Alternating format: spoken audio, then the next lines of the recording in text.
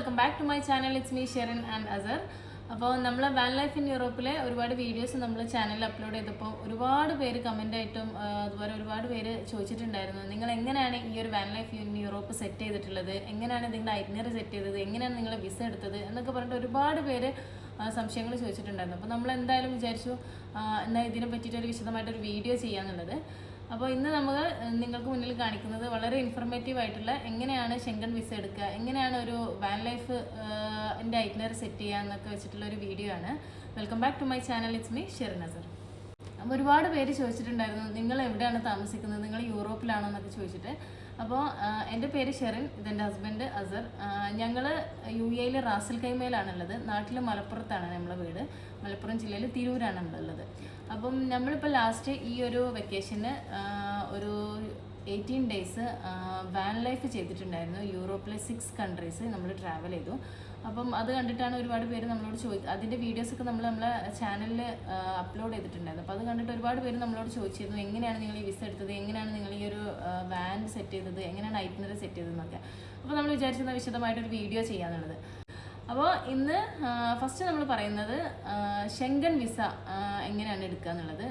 Schengen visa എന്ന് പറഞ്ഞിട്ടുണ്ടെങ്കിൽ ഈ ഒരു ഷെങ്കൻ വിസ വെച്ചിട്ട് നമുക്ക് യൂറോപ്പിലെ 26 കൺട്രീസ് ട്രാവൽ ചെയ്യാൻ പറ്റും അല്ലേ. നമുക്ക് ആദ്യം അവിടേക്ക് കടക്കാനുള്ള വിസയാണ് നമ്മളെ ഫസ്റ്റ് റിക്വയർമെൻറ്റ്സ്. നമ്മൾ വിസ എടുക്കേണ്ടത് VFS ഗ്ലോബലിൻ്റെ വെബ്സൈറ്റിൽ പോയിട്ട് അപ്പോയിൻമെൻ്റ് എടുക്കണം ഫസ്റ്റ് സ്റ്റെപ്പ്. UAE ലാണെങ്കിലും നാട്ടിലാണെങ്കിലും. ഇത് വിസ അപ്പോയിൻമെൻറ്റ് കിട്ടാനിപ്പോൾ നല്ല ഡിലേ ഉണ്ട്. പലപ്പോഴും നമ്മളതിൽ നോക്കുമ്പോൾ അപ്പോയിൻമെൻറ്റ് അവൈലബിൾ അല്ല.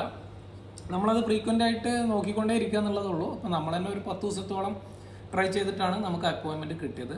അപ്പോയിൻമെൻറ്റ് കിട്ടിയത് ഒരു 2 മാസം കഴിഞ്ഞുള്ള ഒരു ഡേറ്റിലേക്കാണ് നമുക്ക് അപ്പോയിൻമെൻറ്റ് കിട്ടിയത്. അപ്പോൾ ഈ അപ്പോയിൻമെൻറ്റ് എടുക്കുക എന്നുള്ളത്, അപ്പോയിൻമെൻറ്റ് നിങ്ങൾക്ക് കിട്ടിക്കഴിഞ്ഞാൽ ഇപ്പോൾ ഇവിടെ UAE ലാണെങ്കിൽ ദുബായ് അബുദാബിയും സെൻറ്റർ ഉണ്ട്. നമുക്ക് സെലക്ട് ചെയ്യാം ഏത് സെൻറ്ററാണ് വേണ്ടതെന്നുള്ളത്. ആ സെൻറ്റർ സെലക്ട് ചെയ്ത് നമ്മളെ പാസ്പോർട്ട് ഡീറ്റെയിൽ കൊടുത്തു കഴിഞ്ഞാൽ നമ്മൾ പേ ചെയ്യേണ്ടി വരും. അപ്പം നമ്മളൊരു ഏപ്രിലിൽ അപ്പോയിൻമെൻറ്റ് നോക്കൽ സ്റ്റാർട്ട് ചെയ്തിട്ടുണ്ടായിരുന്നു. അങ്ങനെ നമ്മൾക്ക് മെയിലാണ് അവർ ഒരു ഓപ്പൺ ചെയ്തിട്ട് ആ ഒരു VFS ഗ്ലോബലിൻ്റെ ആ ഒരു ഇത് ഓപ്പൺ ചെയ്തിട്ട് നമുക്ക് അപ്പോയിൻമെൻറ്റ് കിട്ടിയത്. അപ്പോയിൻമെൻറ്റ് ജൂലൈയിലേക്കാണ് നമുക്ക് കിട്ടിയത്. ജൂലൈ 7-ാം തീയതി നമുക്ക് അപ്പോയിൻമെൻറ്റ് കിട്ടിയത്. അപ്പോയിൻമെൻറ്റ് കിട്ടാനാണ് ബുദ്ധിമുട്ട്. അപ്പോയിൻമെൻറ്റ് കിട്ടിക്കഴിഞ്ഞാൽ പിന്നെ നിങ്ങൾക്ക് വിസ പ്രൊസീജിയർ ഒരു 15 ദിവസം എടുക്കുള്ളൂ. പക്ഷേ അപ്പോയിൻമെൻറ്റ് കിട്ടാനും ബുദ്ധിമുട്ടാണ്. നിങ്ങൾക്ക് ഈ എൻ്റെ വിസ പ്രൊസീജിയർ നിങ്ങൾക്ക് ട്രാവൽ ഏജൻസി വഴി ചെയ്യാൻ പറ്റും. പല ഏജൻസിമാരുണ്ട് ഇത് ചെയ്യുന്നത്. പക്ഷേ അവർ നല്ല എമൗണ്ട് അവർ മേടിക്കുന്നുണ്ട്. അപ്പോൾ നമ്മളിത് അന്വേഷിച്ച സമയത്ത് നമ്മളോട് പറഞ്ഞിട്ടുണ്ടായിരുന്നത് പെർ ഹെഡ് ഒരു 1000 to 2000 ദിറംസ് ചാർജ് പറഞ്ഞിട്ടുണ്ടായിരുന്നു. അപ്പോൾ നമ്മൾ 5 ആൾക്ക് അത് വലിയൊരു എമൗണ്ട് ആയി. അതുകൊണ്ട് പിന്നെ നമ്മൾ സ്വന്തമായിട്ട് ചെയ്യുകയാണ് ചെയ്തത്. സ്വന്തമായിട്ട് ചെയ്യാവുന്നതേ ഉള്ളൂ. കാരണം ഇതിൽ ഡാറ്റാസ് ഒക്കെ നമ്മൾ കുറച്ച് ഇത് സ്വന്തമായിട്ട് ചെയ്യാവുന്നേ ഉള്ളൂ. നമ്മൾ അവരുടെ ഈ വിസ ആപ്ലിക്കേഷൻ ഫോം VFSൻ്റെ വെബ്സൈറ്റിൽ നമുക്ക് ഡൗൺലോഡ് ചെയ്തെടുക്കാൻ പറ്റും. അതുപോലെ ഇതിൻ്റെ ചെക്ക് ലിസ്റ്റും ഡൗൺലോഡ് ചെയ്തെടുക്കാൻ പറ്റും. ആ ചെക്ക് ലിസ്റ്റിൽ കറക്റ്റ് ലിസ്റ്റ് ചെയ്തിട്ടുണ്ടാവും നിങ്ങൾ എന്തൊക്കെ ഡോക്യുമെൻറ്റ് വിസയുടെ കൂടെ സബ്മിറ്റ് ചെയ്യണം എന്നുള്ളത്. അതിൽ ചെക്ക് ലിസ്റ്റിലുള്ള ഡോക്യുമെൻറ്റ് മാത്രമല്ല, നിങ്ങൾ കുറച്ച് അഡീഷണൽ ഡോക്യുമെൻറ്റ് സപ്പോർട്ടീവ് ഡോക്യുമെൻറ്റും കൂടെ സബ്മിറ്റ് ചെയ്യുകയാണെങ്കിൽ നിങ്ങളുടെ വിസ ആപ്ലിക്കേഷൻ അതൊന്നും കൂടി ഈസി ആയിരിക്കും. UAE ന്നാണെങ്കിൽ ദുബായിലും അബുദാബിയിലുമാണ് സെൻറ്റർ ഉള്ളത്. നമ്മൾ നാട്ടിൽ നിന്ന് ശരിക്കും കുറേ കേരളത്തിലില്ല തോന്നുന്നുണ്ട്. എനിക്ക് തോന്നുന്നു ബോംബെയിലും ഡൽഹിയിലും ചെന്നൈയിലൊക്കെ ഉണ്ട് തോന്നുന്നുണ്ട് സെൻറ്റർ. അവർ വെബ്സൈറ്റിൽ നോക്കിക്കഴിഞ്ഞാൽ നിങ്ങൾക്ക് അതിൻ്റെ ഇൻഫർമേഷൻ കിട്ടും. അപ്പോൾ നമ്മൾ അതിന് ആപ്ലിക്കേഷൻ ഫോം ഒന്ന് ഡൗൺലോഡ് ചെയ്തെടുക്കുക, അത് ഫില്ല് ചെയ്യുക, അതിൻ്റെ കൂടെ 2 ഫോട്ടോ അറ്റാച്ച് ചെയ്തിട്ട് നമ്മൾ അത് അപ്ലൈ ചെയ്യണം. പിന്നെ അതിൻ്റെ ചെക്ക് ലിസ്റ്റിലുള്ള ഡോക്യുമെൻ്റ് എല്ലാം നമ്മൾ സബ്മിറ്റ് ചെയ്യണം. ചെക്ക് ലിസ്റ്റിൽ നമ്മളെ ഫ്ലൈറ്റ് ടിക്കറ്റ് കൊടുക്കണം, നമ്മളെ ഹോട്ടൽ, നമ്മൾ എത്ര ദിവസം അവിടെ സ്റ്റേ ചെയ്യുന്നുണ്ടോ അത്ര ദിവസത്തെ ഹോട്ടൽ ബുക്കിംഗ് നമ്മൾ കൊടുക്കണം. പിന്നെ നമ്മൾ ട്രാവൽ ഇൻഷുറൻസ് കൊടുക്കണം. അപ്പോൾ ട്രാവൽ ഇൻഷുറൻസ് നിങ്ങൾക്ക് മാസ്റ്റർ കാർഡിൻ്റെ ക്രെഡിറ്റ് കാർഡ് ഉണ്ടെങ്കിൽ നമുക്ക് ഫ്രീ ആയിട്ട് ട്രാവൽ ഇൻഷുറൻസ് കിട്ടും. അതിൻ്റെ ലിങ്ക് ഞാൻ ഡിസ്ക്രിപ്ഷനിൽ കൊടുക്കാം. ഞങ്ങളത് യൂസ് ചെയ്തിട്ടാണ് പോയത്. കുട്ടികൾക്ക് മാത്രമേ മേടിച്ചിട്ടുള്ളൂ. ഞങ്ങൾക്ക് 2 പേർക്കും ഞങ്ങൾ മാസ്റ്റർ കാർഡിൻ്റെ ട്രാവൽ ഇൻഷുറൻസ് എടുത്തിട്ടാണ് പോയത്. വലിയ എമൗണ്ട് ഒന്നും ഇല്ല ട്രാവൽ ഇൻഷുറൻസ്. ഇപ്പോൾ കുട്ടികൾക്ക് നമ്മൾ മേടിച്ചത് 3 ആൾക്ക് ഇവിടുത്തെ 120 ദിറംസൊക്കെ വന്നിട്ടുള്ളൂ. ചെറിയ എമൗണ്ട് വരുള്ളൂ. പക്ഷേ നിങ്ങൾക്ക് മാസ്റ്റർ കാർഡ് ഉണ്ടെങ്കിൽ ഫ്രീ ആയിട്ട് അവരുടെ സർവീസ് യൂസ് ചെയ്യാൻ പറ്റും. പിന്നെ നമ്മൾ ക്യാമ്പർ വാനിലാണ് യാത്ര ചെയ്തിട്ടുണ്ടായിരുന്നത്, ഞാൻ പറഞ്ഞല്ലോ. അപ്പോൾ അതുകൊണ്ട് തന്നെ നമ്മൾ ഈ ഹോട്ടൽ ബുക്കിംഗ് ഒക്കെ നമ്മൾ ഫ്രീ ടു ക്യാൻസലുള്ള ബുക്കിംഗ് നമ്മൾ ചെയ്തത്. നമ്മൾ ശരിക്കും ക്യാമ്പർ വാനിലാണ് ട്രാവൽ ചെയ്യുന്നത് എന്നുള്ളത് വിസ ആപ്ലിക്കേഷനിൽ കാണിച്ചു കഴിഞ്ഞാൽ ചിലപ്പോൾ അത് അത്രത്തോളം ഒരു അറിയില്ല. അതുകൊണ്ട് നമ്മൾ ഹോട്ടൽ ബുക്കിംഗ് നമ്മൾ booking.com ഫ്രീ ടു ക്യാൻസൽ ഉള്ളത് എടുത്തിട്ടാണ് പോയത്. പിന്നീട് വിസ കിട്ടിയതിന് ശേഷം നമ്മൾ ക്യാൻസൽ ചെയ്യാണ് ചെയ്തത്. പിന്നെ നമ്മളെ പാസ്പോർട്ട്, എമിറേറ്റ്സ് ID, അതുപോലെ നമ്മളെ പ്രീവിയസ് വിസ, അങ്ങനെയുള്ള എല്ലാ ഡോക്യുമെൻറ്റ്സിൻ്റെ കൂടെ സപ്പോർട്ടീവായിട്ട് നമ്മൾ സബ്മിറ്റ് ചെയ്യണം. പിന്നെ നമ്മളെ ഇമ്പോർട്ടൻ്റ് ആയിട്ടുള്ളത് നമ്മളെ സ്പോൺസറിൻ്റെ അടുത്തുള്ള NOC വേണം. നിങ്ങൾ എവിടെയാണോ വർക്ക് ചെയ്യുന്നത് അവിടെ നിന്നുള്ള ഒരു NOC വേണം. ആ NOCയിൽ ശരിക്കും നിങ്ങൾ എത്ര കാലമായി അവിടെ വർക്ക് ചെയ്യുന്നത്, നിങ്ങളുടെ എന്ത് പൊസിഷനായിട്ടാണ് നിങ്ങളവിടെ വർക്ക് ചെയ്യുന്നത്, നിങ്ങൾ ഈ ട്രാവൽ ചെയ്യുന്ന ദിവസത്തേക്കുള്ള നിങ്ങളുടെ ലീവ് അപ്രൂവ്ഡ് ആണ്, ഇത്തരം കാര്യങ്ങൾ അതിൽ മെൻഷൻ ചെയ്തിരിക്കണം NOC-ൽ. അതിന്റെ ഒരു കോപ്പി നമുക്ക് അതിന്റെ ഒരു സാമ്പിൾ നമുക്ക് VFSന്റെ വെബ്സൈറ്റിൽ നിന്ന് ഡൗൺലോഡ് ചെയ്തെടുക്കാൻ പറ്റും. അപ്പോൾ അതേപോലെ തന്നെയാണ് സ്കൂളിൽ നിന്നുള്ള NOC-യും. നമ്മൾ സ്കൂളിൽ നിന്ന് ഇത്രയും ദിവസം ഈ ഒരു ദിവസം തൊട്ടിട്ട് ഇന്ന ദിവസം വരെ ഈ കുട്ടി ട്രാവൽ ചെയ്യുന്നതുകൊണ്ട് സ്കൂളിലവർക്ക് പ്രശ്നമൊന്നുമില്ല എന്നുള്ള അവരൊരു NOC സ്കൂളിൽ നിന്ന് NOC വേണം കുട്ടികളുണ്ടെങ്കിൽ. പിന്നെ നമ്മൾ മെയിനായിട്ടുള്ള നമ്മുടെ ബാങ്ക് സ്റ്റേറ്റ്മെന്റ് കൊടുക്കണം. ലാസ്റ്റ് 3 മാസത്തെ സ്റ്റേറ്റ്മെന്റ് ആണ് കൊടുക്കേണ്ടത്. ആ സ്റ്റേറ്റ്മെന്റിൽ നമ്മൾ ഈ ഇത്രയും നിൽക്കുന്ന ഒരു ദിവസത്തേക്ക് സഫീഷ്യൻ്റ് ആയിട്ടുള്ള ഫണ്ട് നമ്മളതിലുണ്ട് എന്നുള്ളത് ബാലൻസ് ഉണ്ടായിരിക്കണം.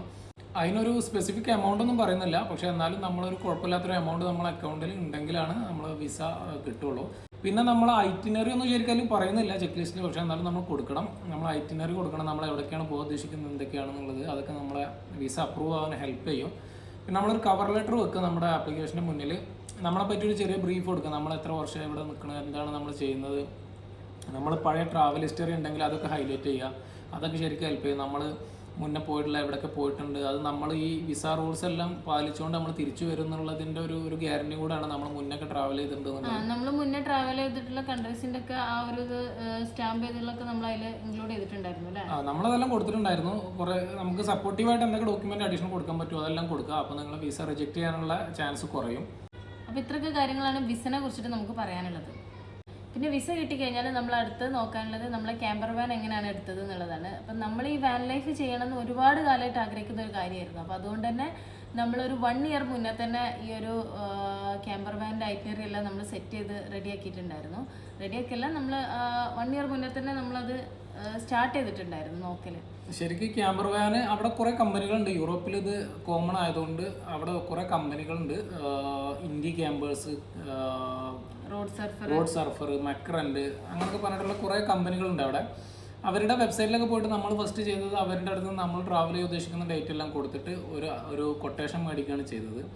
അപ്പോൾ അങ്ങനെ കുറേ കൊട്ടേഷൻ നമുക്ക് കിട്ടിയിട്ടുണ്ടായിരുന്നു. അതിൻ്റെ പുറമെ ഇപ്പോൾ വിയന്നയിലാണ് ഞാൻ പോയി ഇറങ്ങിയത്. അതുകൊണ്ട് വിയന്നയിൽ ഇതുപോലെ ക്യാമ്പർ വാൻ റെൻ്റ് ഔട്ട് ചെയ്യുന്ന പല ചെറിയ ചെറിയ കമ്പനികളുടെ ഒക്കെ കോൺടാക്ട് ഡീറ്റെയിൽസ് എടുത്തിട്ട് അവരൊക്കെ നമ്മൾ കമ്മ്യൂണിക്കേറ്റ് ചെയ്തിട്ട് കൊട്ടേഷൻ മേടിക്കുകയാണ് ചെയ്തത്. അപ്പോൾ അങ്ങനെ നമ്മൾ കുറേ കൊട്ടേഷൻ മേടിച്ചിട്ടുണ്ടായിരുന്നു. ആ കൊട്ടേഷൻ്റെ അകത്ത് അവർ കറക്റ്റ് മെൻഷൻ ചെയ്തിട്ടുണ്ടായിരിക്കും എന്തൊക്കെയാണ് ഇൻക്ലൂഡഡ് ആയിട്ടുള്ളത്. പിന്നെ ഇപ്പോൾ നമ്മുടെ കേസിലാണെങ്കിൽ ബേസിക് ഇൻഷുറൻസ് ആയിരിക്കും കോമൺ ആയിട്ട് അവർ തരിക. പിന്നെ നമ്മളത് കോംപ്രഹെൻസീവ് ആക്കണമെങ്കിൽ നമ്മൾ എക്സ്ട്രാ ഒരു പെർ ഡേ 15 dirhams എങ്ങാണ്ട് അവർ ചാർജ് ചെയ്യുന്നുണ്ട്. എന്താണ് കോംപ്രഹെൻസീവ് ഇൻഷുറൻസ്? കോംപ്രഹെൻസീവ് ഇൻഷുറൻസ് എന്ന് പറഞ്ഞാൽ നമുക്ക് ലയബിലിറ്റി ഒന്നും ഉണ്ടാവില്ല. ബേസിക് ആണെങ്കിൽ നമ്മൾ ഫസ്റ്റ് ഒരു സെക്യൂരിറ്റി ഡെപ്പോസിറ്റ് കൊടുക്കേണ്ടി വരും. അത് എനിക്ക് തോന്നുന്നു 1500 euro ഒക്കെ പല കമ്പനികളും മേടിക്കുന്നുണ്ട്. കോംപ്രഹെൻസീവ് ആണെങ്കിൽ 500 euro മാത്രം നമ്മൾ കൊടുത്താൽ മതിയായിരിക്കും. പിന്നെ നമുക്ക് ലയബിലിറ്റി ഉണ്ടാവില്ല. ഒരു ആക്സിഡൻറ്റ് എന്തെങ്കിലും സംഭവിച്ചു കഴിഞ്ഞാൽ നമുക്ക് ലയബിലിറ്റി ഒന്നും ഉണ്ടാവില്ല, ഫുള്ളി കവേർഡ് ആയിരിക്കും. ഒരു തെഫ്റ്റ് കേസിൽ വരെ നമുക്ക് ലയബിലിറ്റി ഉണ്ടാവില്ല, ഫുൾ കവറാണ് കോംപ്രഹെൻസീവ് ആണെങ്കിൽ. പിന്നെ ഇതിൻ്റെ കൂടെ നമുക്ക് ആഡ് ഓൺ ആയിട്ട് കുറേ സാധനങ്ങൾ മേടിക്കാൻ പറ്റും. നമ്മൾ ഈ ക്യാമ്പർ റെൻറ്റിന് എടുക്കുമ്പോൾ അതിൻ്റെ കൂടെ ആഡ് ഓൺ ആയിട്ട് നമുക്ക് എക്സ്ട്രാ ക്യാമ്പിംഗ് ചെയർ, പുറത്ത് വെച്ച് കുക്ക് ചെയ്യാനുള്ള എന്തെങ്കിലും സംവിധാനം, ഗ്യാസ്, അങ്ങനത്തത്, പിന്നെ സൈക്കിള്, സൈക്കിള് നമ്മൾ ഹൈലി റെക്കമെൻഡ് ചെയ്യുന്നുണ്ട്. കാരണം അവിടെ ഒരുപാട് സൈക്കിളിന് അത്ര ഇമ്പോർട്ടൻസ് കൊടുക്കുന്ന ഒരു രാജ്യങ്ങളാണ് ഈ ഒരു യൂറോപ്യൻസ്. അപ്പം യൂറോപ്യൻ കൺട്രീസ്. അപ്പം പിന്നെ അതുപോലെ ഒരുപാട് സ്ഥലങ്ങളിൽ നമുക്ക് ക്യാമ്പർ വാന് നിർത്തിയിട്ട് സൈക്കിൾ ചവിട്ടി പോകാൻ പറ്റിയുള്ള ഒരുപാട് സ്ഥലങ്ങളുണ്ട്. അവിടെ സൈക്കിളുമായിട്ട് ബന്ധപ്പെട്ട ഇൻഫ്രാസ്ട്രക്ചർ നല്ല ഡെവലപ്പ് ആയിട്ടുള്ള. അപ്പോൾ നിങ്ങൾ ക്യാമ്പർ വാൻ വാങ്ങിക്കുന്ന ആളെടുത്ത് നിങ്ങൾക്ക് സൈക്കിൾ കൂടി റെന്റിന് എടുക്കാൻ പറ്റുന്ന ഒരു സിറ്റുവേഷൻ ഉണ്ടെങ്കിൽ അത് എടുക്കുക. ഒട്ടുമിക്ക ക്യാമ്പർ വാൻ്റെ പുറകിലും സൈക്കിൾ കയറിയുള്ള റാക്ക് ആൾറെഡി ഉണ്ടാവും. അപ്പോൾ നിങ്ങൾക്ക് സൈക്കിൾ എടുത്ത് പോകണമെങ്കിൽ ഇപ്പോൾ നിങ്ങൾ ക്യാമ്പ് സൈറ്റിൽ നിൽക്കുമ്പോൾ ആ ലൊക്കാലിറ്റി എല്ലാം സൈക്കിൾ എടുത്ത് രാവിലെ കറങ്ങാൻ പോകാനൊക്കെ നല്ലതായിരിക്കും. ഹൈക്കിങ്ങിന് പറ്റിയ നല്ല പ്ലേസസ് ആണ് ഒരുവിധമുള്ള സ്ഥലങ്ങളെല്ലാം ഉള്ളത്. ഹൈക്കിംഗ് ഷൂസ് അല്ലെങ്കിൽ ഹൈക്കിംഗ് ഷൂസ് മസ്റ്റ് ആണ്. നമ്മൾ ഒരു സ്ഥലത്ത് പോയിട്ട് നമുക്ക് ഹൈക്കിംഗ് ഷൂസ് ക്യാമ്പർ വാനിലായിരുന്നു ഉണ്ടായിരുന്നത്. നമ്മൾ ഹൈക്ക് ചെയ്യാണ്ട് നമ്മൾ ആ സ്ഥലം കാണാതെ നമ്മൾ തിരിച്ചു പോന്നിട്ടുണ്ട്. ഹൈക്കിങ്ങിന് പറ്റിയ താല്പര്യമുള്ളവർക്ക് പറ്റിയ കൺട്രീസാണ് നമ്മൾ പോയ അധിക സ്ഥലങ്ങളും. ഹൈക്കിങ്ങിന് പറ്റിയ ഗിയേഴ്സ് നിങ്ങൾ കയ്യിൽ കരുതുകയാണെങ്കിൽ അല്ലെങ്കിൽ ഈ ക്യാമ്പർ വാൻ എടുക്കുമ്പോൾ അതിൻ്റെ കൂടെ മേടിക്കുകയാണെങ്കിൽ ശരിക്കും യൂസ്ഫുൾ ആയിരിക്കും. പിന്നെ നമ്മൾ ക്യാമ്പർ വാൻ എടുത്തിട്ടുള്ള ഒരു കമ്പനീൻ്റെ അടുത്തുനിന്നല്ല, നമ്മൾ കുറേ കമ്പനിയായിട്ട് എടുത്തിട്ടുണ്ട്, കൊട്ടേഷൻ മേടിച്ചിട്ടുണ്ടായിരുന്നു.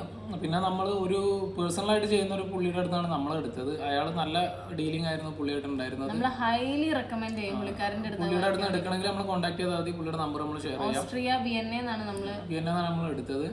ആ പുള്ളിയുടെ അടുത്ത് കുറേ വണ്ടിയൊന്നുമില്ല, 3-4 വാനാണ് ഉള്ളൂ. അപ്പോൾ ആ വാന് നമ്മൾക്ക് പുള്ളി തന്നപ്പോൾ തന്നെ ഇതുപോലെ നമ്മളെ പുള്ളി എയർപോർട്ടിൽ നിന്ന് പിക്ക് ചെയ്തു, എയർപോർട്ടിൽ ഡ്രോപ്പ് ചെയ്തു. ഒരു ദിവസം നമ്മൾ എക്സ്ട്രാ വാൻ എടുത്തു. പുള്ളി അതിന് വേറെ ചാർജ് ഒന്നും ചെയ്തില്ല. അങ്ങനെ പിന്നെ അതുപോലെ കുറേ എക്സ്ട്രാ ആഡ്സ് നമുക്ക് തന്നിട്ടുണ്ടായിരുന്നു. ക്യാമ്പിംഗ് ചെയർ, ടാബിള്, അതിനൊന്നും ഒരു എക്സ്ട്രാ ഒന്നും അങ്ങനെ നമ്മൾ ഫുള്ളി ഇതാണ്. പിന്നെ നമ്മൾ ഈ കമ്പനികളിൽ നിന്ന് എടുക്കുമ്പോൾ വേറെ ശ്രദ്ധിക്കേണ്ട ഒരു കാര്യം, മിക്കവാറും കമ്പനികളിലും ഒരു മൈലേജ് ലിമിറ്റ് ഉണ്ടാവും. അതായത് ഒരു ദിവസം നമ്മൾ 100 കിലോമീറ്റർ മൈലേജ് ലിമിറ്റ് എല്ലാം ഉണ്ടാവും.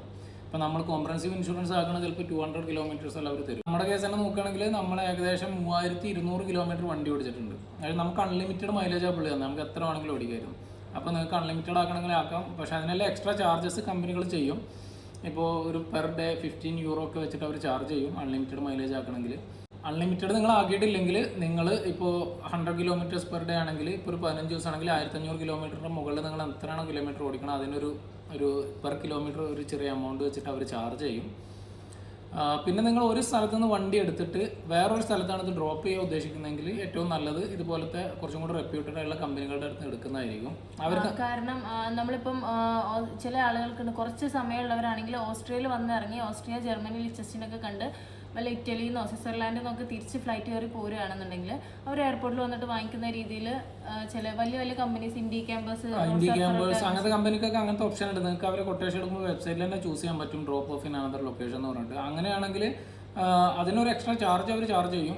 എനിക്ക് തോന്നുന്നു 300-400 യൂറോസ് എല്ലാം ചാർജ് ചെയ്യുന്നുണ്ട്. കുറച്ച് കൂടുതലാണ്, പക്ഷെ എന്നാലും സമയമില്ലാത്തവർക്ക് അങ്ങനെ ചെയ്യാൻ പറ്റും. അങ്ങനെയുള്ള ഓപ്ഷൻസ് കമ്പനികളുണ്ട്. ചെറിയ കമ്പനികൾ പേഴ്സണലൊക്കെ ആയിട്ട് ചെയ്യുന്നവരുടെ ആകുമ്പോൾ അങ്ങനത്തെ സർവീസസ് ഉണ്ടാവില്ല.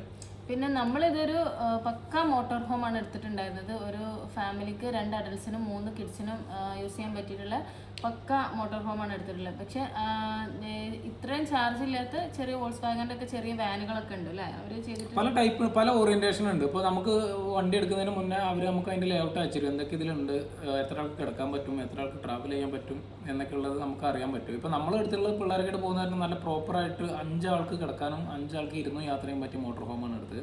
പല ഓപ്ഷൻസുകളുണ്ട്. നിങ്ങൾ ഫാമിലി ചെറുതാണെങ്കിൽ അതിനനുസരിച്ചുള്ള എടുക്കുക, അപ്പോൾ റെൻറ്റ് കുറയും. പിന്നെ നിങ്ങൾക്ക് വലിയ വാൻ ഓടിക്കാൻ ബുദ്ധിമുട്ടുള്ളവർക്ക് ചെറിയ വോക്സ്വാഗൻ്റെ എല്ലാം വാന് കൺവേർട്ട് ചെയ്തിട്ട് RV ആക്കിയിട്ടുള്ള അങ്ങനത്തെ ടൈപ്പ് ഉണ്ട്, അതെടുത്തിട്ട് പോവാം. അതാകുമ്പോൾ അവിടെയൊക്കെ റെൻറ്റ് കുറയും. ഇപ്പോൾ യൂറോപ്പിൽ റോഡുകൾക്ക് കുറച്ച് വീതി കുറവാണ്. നമ്മൾ UAE കമ്പയർ ചെയ്യുമ്പോൾ നാട്ടിലത്തുമായിട്ട് വലിയ പ്രശ്നം ഉണ്ടാവില്ല.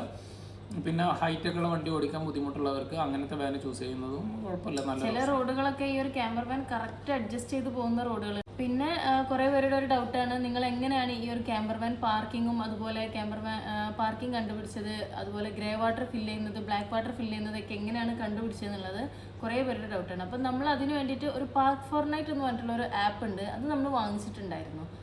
ഈ പാർക്ക് ഫോർ നൈറ്റ് എന്നുള്ള ആപ്പ് നിങ്ങൾ ക്യാമ്പിംഗ് അവിടെ ചെയ്യാൻ ഉദ്ദേശിക്കുന്നുണ്ടെങ്കിൽ മസ്റ്റായിട്ട് നിങ്ങളുടെ അടുത്ത് ഉണ്ടായിരിക്കേണ്ട ഒരു ആപ്പാണ്. ചെറിയ പൈസയേ ഉള്ളൂ, ഫ്രീ ആയിട്ട് യൂസ് ചെയ്യാൻ പറ്റും. പക്ഷേ അതിൻ്റെ ഫുള്ള് ഫീച്ചർ നമുക്ക് കിട്ടണമെങ്കിൽ അത് പർച്ചേസ് ചെയ്യണം. ഞാൻ മേടിച്ചിട്ടുണ്ടായിരുന്നത് ഒരു മാസത്തിന് 2 യൂറോ 2.5 യൂറോ എന്തോ ചെറിയ പൈസയേ ഉള്ളൂ. ഇവിടുത്തെ ഒരു 10 ദിർഹംസ്, നാട്ടിലാണെങ്കിൽ ഒരു 200 രൂപ ഒരു മാസത്തിനേ വരുള്ളൂ. അത് മേടിച്ച് കഴിഞ്ഞാൽ അതിൽ നിങ്ങൾക്ക് എല്ലാം അറിയാൻ പറ്റും. അത് യൂറോപ്പിൽ മാത്രമല്ല, വേൾഡ് വൈഡ് ആയിട്ടുള്ള അതിൽ വേൾഡ് വൈഡ് ആയിട്ട് എല്ലാ സ്ഥലത്തും നിങ്ങൾ ചെയ്യുകയാണെങ്കിൽ നിങ്ങൾക്ക് യൂസ് ചെയ്യാൻ പറ്റും. അതിൽ നിങ്ങൾക്ക് നിങ്ങളുടെ ലൊക്കേഷൻ ബേസ് ചെയ്തിട്ട് നിങ്ങളെ ഏറ്റവും നിയറസ്റ്റ് ആയിട്ടുള്ള ക്യാമ്പ് സൈറ്റുകൾ ഏതൊക്കെയാണ്, ഈ ഇതിൻ്റെ ബ്ലാക്ക് വാട്ടറും ഗ്രേ വാട്ടറും കളയാൻ പറ്റിയ ലൊക്കേഷൻ എവിടെയുള്ളത്, അതുപോലെ ഇതിൽ വെള്ളം എവിടെ നടക്കാൻ പറ്റും, എല്ലാം നിങ്ങൾക്ക് അറിയാൻ പറ്റും. അതുപോലെ യൂസ് ചെയ്തവരൊക്കെ ഒരുപാട് അവരുടെ എക്സ്പീരിയൻസ് ഒക്കെ ഷെയർ ചെയ്തിട്ടുണ്ടാവും. ഒരുപാട് റിവ്യൂസ് ഉണ്ടാവും, എത്ര സ്റ്റാർ റേറ്റിംഗ് ഉണ്ടാവും. അപ്പോൾ നിങ്ങൾക്ക് നല്ല ബെറ്റർ റേറ്റിംഗ് ഉള്ള സേഫ് ആയിട്ടുള്ള പ്ലേസെല്ലാം നോക്കിയിട്ട് രാത്രിയിൽ ഇപ്പോൾ നിങ്ങൾ വൈൽഡ് ക്യാമ്പിങ് ചെയ്യുകയാണെങ്കിൽ നിങ്ങൾക്ക് അതിൽ ബെറ്റർ റേറ്റിംഗ് ഉള്ളത് മുന്നുള്ളവർക്ക് എക്സ്പീരിയൻസ് നോക്കിയിട്ട് സേഫ് ആയിട്ടുള്ള സ്ഥലം നോക്കി പോയി നിൽക്കാൻ പറ്റും. അതുപോലെ ക്യാമ്പ് സൈറ്റുകൾ ബുക്ക് ചെയ്യാൻ വേണ്ടിയിട്ടും അതിൽ നിങ്ങൾക്ക് ചൂസ് ചെയ്യാൻ പറ്റും. അപ്പോൾ അതിൽ അവരുടെ കോൺടാക്ട് ഡീറ്റെയിൽസ് ഉണ്ടാവും, അവരുടെ കോർഡിനേറ്റ്സ് ഉണ്ടാവും. അപ്പോൾ കോർഡിനേറ്റ്സ് നമുക്ക് ഗൂഗിൾ മാപ്പ് കോപ്പി ചെയ്താൽ നാവിഗേറ്റ് ചെയ്ത് പോകാൻ പറ്റും.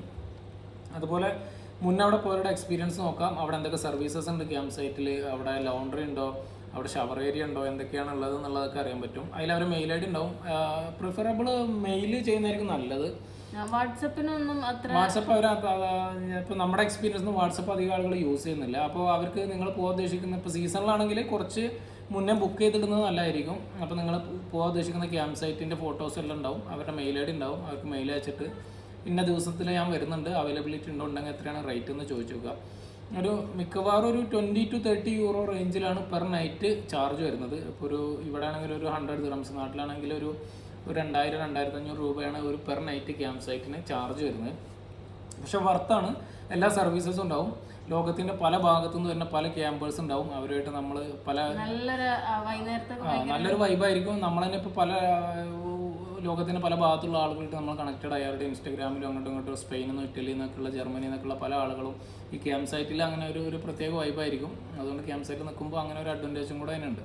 പിന്നെ അതുപോലെ തന്നെ വൈൽഡ് ക്യാമ്പിങ് ചെയ്യുകയാണെങ്കിൽ കുറച്ച് നേരത്തെ തന്നെ ചെല്ലാൻ ശ്രമിക്കുക. സീസണിലാണെങ്കിൽ കുറച്ച് നേരത്തെ നിങ്ങൾ ആ സ്പോട്ടിൽ എത്തുന്നത് നല്ലതായിരിക്കും. ചിലയിടത്ത് ഒരു 8-10 പാർക്കിംഗ് ആയിരിക്കും ഈ വൈൽഡ് ക്യാമ്പിങ് ചെയ്യുന്ന സ്ഥലത്ത് ഉണ്ടാവുക. അപ്പോൾ നിങ്ങൾ വൈകി പോകുമ്പോൾ ചിലപ്പോൾ എല്ലാം ഫിൽഡ് ആയിരിക്കും. അപ്പോൾ ആ സമയത്ത് നിങ്ങൾ ഡ്രൈവ് ചെയ്ത് ടയർഡായൊക്കെ വരുമ്പോൾ പുതിയൊരു സ്ഥലം വീണ്ടും തേടി പിടിച്ച് പോകുന്നത് ബുദ്ധിമുട്ടായിരിക്കും. വൈൽഡ് ക്യാമ്പിംഗ് ഉദ്ദേശിക്കുന്നത് അവിടെ നമ്മൾ ഈ ക്യാമ്പിങ്ങിന് ക്യാമ്പ് ചെയ്യാൻ ഫീ ഒന്നും അടക്കാത്ത പബ്ലിക് പ്ലേസസ് ആണ്. അവിടെ എന്നാലും നമുക്ക് എല്ലാ സൗകര്യങ്ങളും ഉണ്ടാവും. ഗ്രേ വാട്ടർ കളയാ, വെള്ളം ഫില്ല് ചെയ്യുക, എല്ലാ സൗകര്യങ്ങളും ഉണ്ടാവും. ഷവറും എല്ലാം അങ്ങനത്തെ സൗകര്യങ്ങളുള്ള വൈൽഡ് ക്യാമ്പിംഗ് ഏരിയാസ് ഉണ്ട്.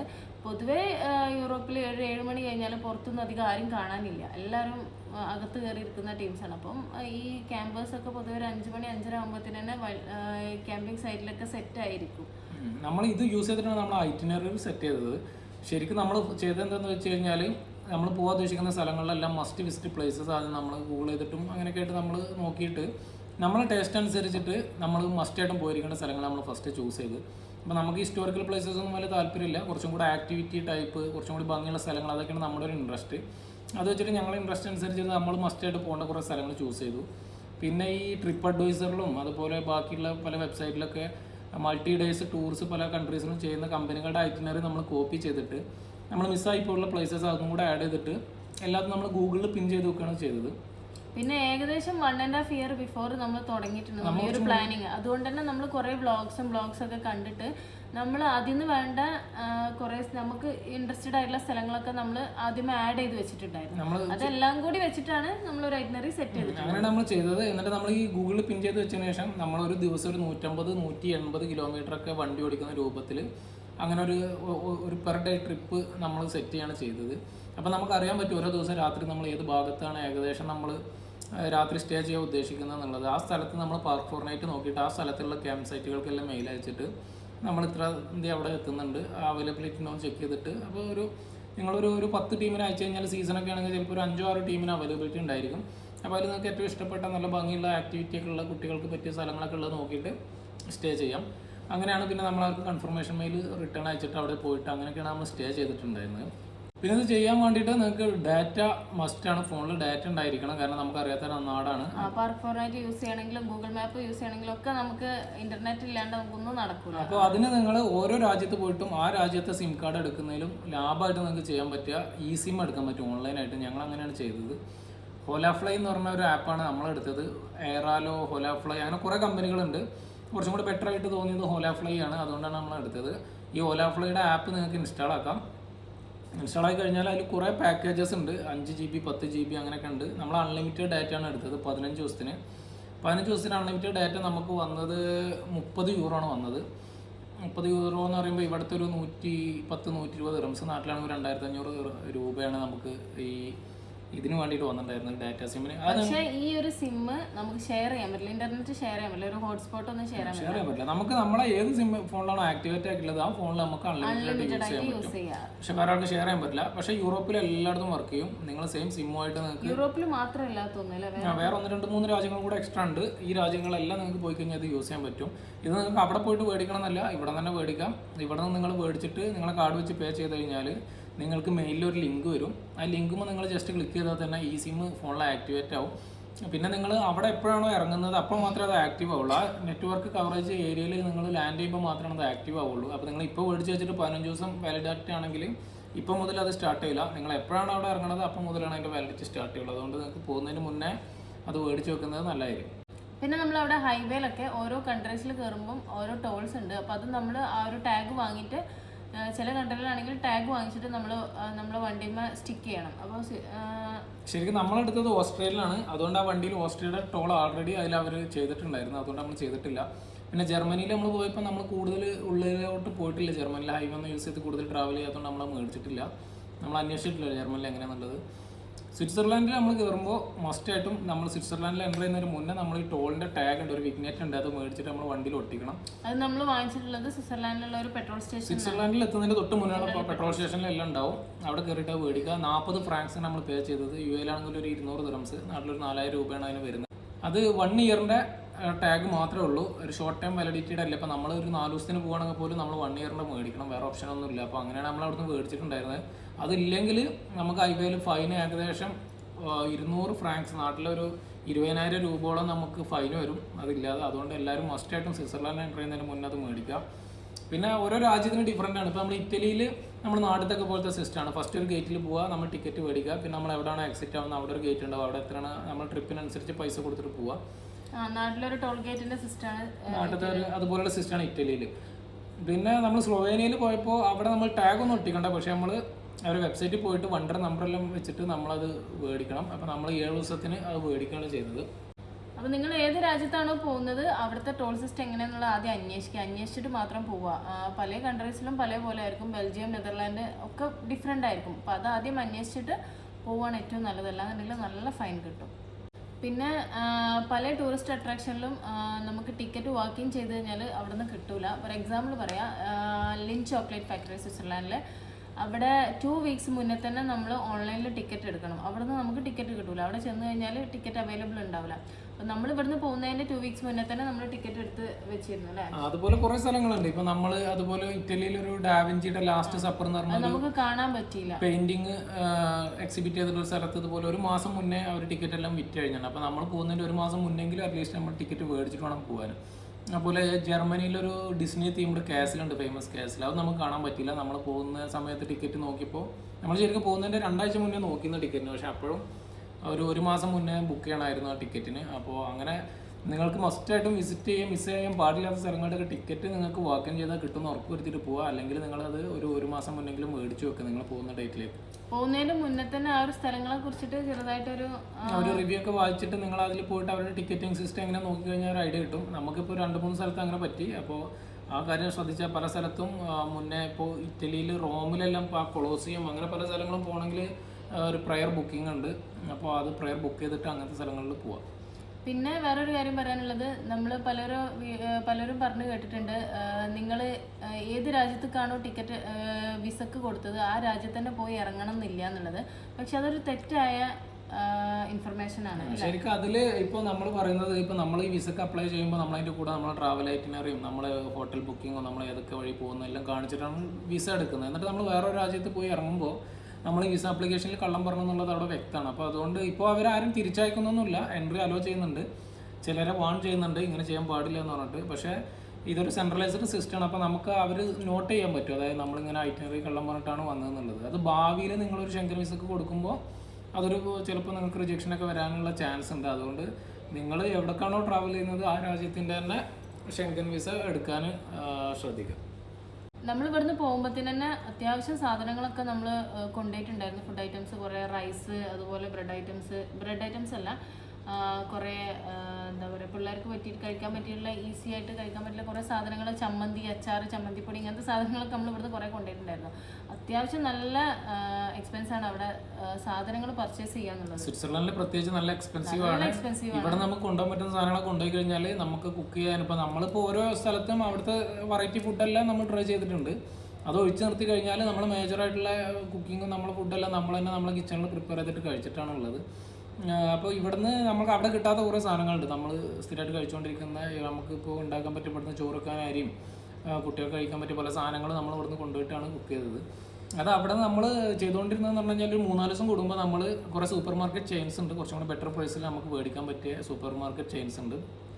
ബില്ല പ്ലസ് ലിഡില്, അതുപോലെ ഹോഫർ, അങ്ങനെയുള്ള സൂപ്പർ മാർക്കറ്റുകളുണ്ട്. അവിടെ നല്ല ബഡ്ജറ്റ് പ്രൈസിന് ഒരു വലിയ റേറ്റ് ഇല്ലാത്ത രീതിയിൽ നമുക്ക് സാധനങ്ങളാണ്, പക്ഷെ എന്നാലും കുറെ കളക്ഷൻസും കുറച്ചും കൂടെ ബെറ്റർ പ്രൈസും കിട്ടുക. ഈ സ്വിറ്റ്സർലൻഡിൽ കോപ്പ് അങ്ങനെയൊക്കെ പറഞ്ഞിട്ട് കുറെ ഇതുണ്ട്. അപ്പൊ അവിടെയൊക്കെ പോയി കഴിഞ്ഞിട്ട് ഈ ഒരു ഹോഫറിന്റെ തന്നെ സ്വിറ്റ്സർലാൻഡിൽ വരുന്നത് അവരുടെ നെയിം ആൽഡി എന്ന് പറഞ്ഞു. പക്ഷെ അവരുടെ ലോഗോ എല്ലാം സെയിം ആണ്. അപ്പൊ അങ്ങനത്തെ കുറെ സൂപ്പർ മാർക്കറ്റ് ചെയിൻസ് ഉണ്ട്. അപ്പോൾ അത് നോക്കിയിട്ട് നമ്മൾ, അപ്പോൾ ഞങ്ങൾ ചെയ്ത ഒരു 2-3 ദിവസം കൂടുമ്പോൾ അവിടെ നിർത്തിയിട്ട് നമ്മൾ വണ്ടിക്ക് വേണ്ട സപ്ലൈ സാധനങ്ങളെല്ലാം നമ്മൾ മേടിച്ച് വെച്ചിട്ട് ആണ് നമ്മൾ പോയിക്കൊണ്ടിരുന്നത്. അപ്പോൾ അങ്ങനെ ചെയ്യുകയാണെങ്കിൽ ശരിക്കും സ്വിറ്റ്സർലൻഡിലെല്ലാം നിങ്ങൾക്ക് ഫുഡും അക്കോമഡേഷനും നല്ല എക്സ്പെൻസീവ് ആണ്. അപ്പോൾ നിങ്ങൾ കുക്ക് ചെയ്ത് കഴിക്കുക, നിങ്ങൾ ഇതിൽ സ്റ്റേ ചെയ്യുമ്പോൾ നിങ്ങൾക്ക് സ്വിറ്റ്സർലൻഡിൽ ശരിക്ക് കുറച്ചും കൂടെ കോസ്റ്റ് എഫക്റ്റീവായിട്ട് ഒരു RV ക്യാമ്പിങ് കുറച്ചും കൂടെ എഫക്റ്റീവായിരിക്കും. പിന്നെ നമ്മൾ കുറേ ആൾക്കാർ നമ്മളോട് ചോദിച്ചിട്ടുണ്ടായിരുന്നു, നിങ്ങൾ ഈ ഒരു ക്യാമ്പർ വാൻ യൂസ് ചെയ്തുകൊണ്ട് നിങ്ങൾക്ക് ഭയങ്കര റേറ്റ് കുറഞ്ഞോ? അങ്ങനെയൊന്നുമല്ല, ഇത് നമ്മൾ അത്യാവശ്യം റെന്റ് കൊടുത്തിട്ടുണ്ട്. നമ്മൾ പീക്ക് സീസണിലാണ് പോയത്, അതുകൊണ്ട് നമ്മൾ ഈ ക്യാമ്പർ വാന് നമ്മൾ അത്യാവശ്യം നല്ലൊരു എമൗണ്ട് റെന്റ് കൊടുത്തിട്ടുണ്ട്. പക്ഷേ എന്നാലും നമ്മളിത് ട്രാവൽ ചെയ്യുമ്പോൾ പല സ്ഥലത്തും നമുക്കത് ഹെൽപ്ഫുൾ ആയിരിക്കും, ഈ സ്വിറ്റ്സർലൻഡിൽ പ്രത്യേകിച്ച്. പിന്നെ നമ്മളോട് ഒരുപാട് പേര് ചോദിച്ചിട്ടുണ്ടായിരുന്നു നിങ്ങൾക്ക് ഈ 18 ഡേയ്സ് ട്രാവൽ ചെയ്യാൻ വാൻ ലൈഫ് ചെയ്യാൻ എത്ര എക്സ്പെൻസ് ആയി എന്നുള്ളത് ചോദിച്ചിട്ടുണ്ടായിരുന്നു.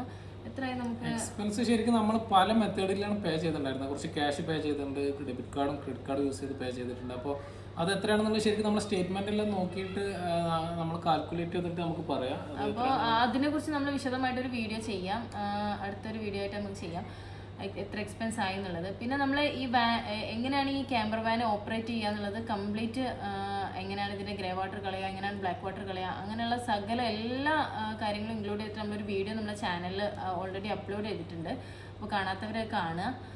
പിന്നെ അതുപോലെ നമ്മൾ ഈ വാൻ ലൈഫ് ചെയ്തിട്ടുള്ള ഓരോ ദിവസത്തെ വീഡിയോസും നമ്മളെ ചാനലിൽ ഓൾറെഡി അപ്ലോഡ് ചെയ്തിട്ടുണ്ട്. അപ്പോൾ എല്ലാവരും അത് കാണുക.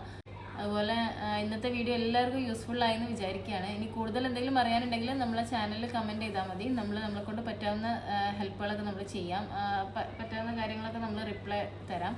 അപ്പോൾ വീഡിയോ എല്ലാവർക്കും ഇഷ്ടപ്പെട്ടെന്ന് വിചാരിക്കുകയാണ്. ചാനൽ സബ്സ്ക്രൈബ് ചെയ്യാത്തവർ സബ്സ്ക്രൈബ് ചെയ്യുക. പുതിയൊരു വീഡിയോ ആയിട്ട് നമുക്ക് വീണ്ടും കാണാം. അതുവരേക്കും ബൈ.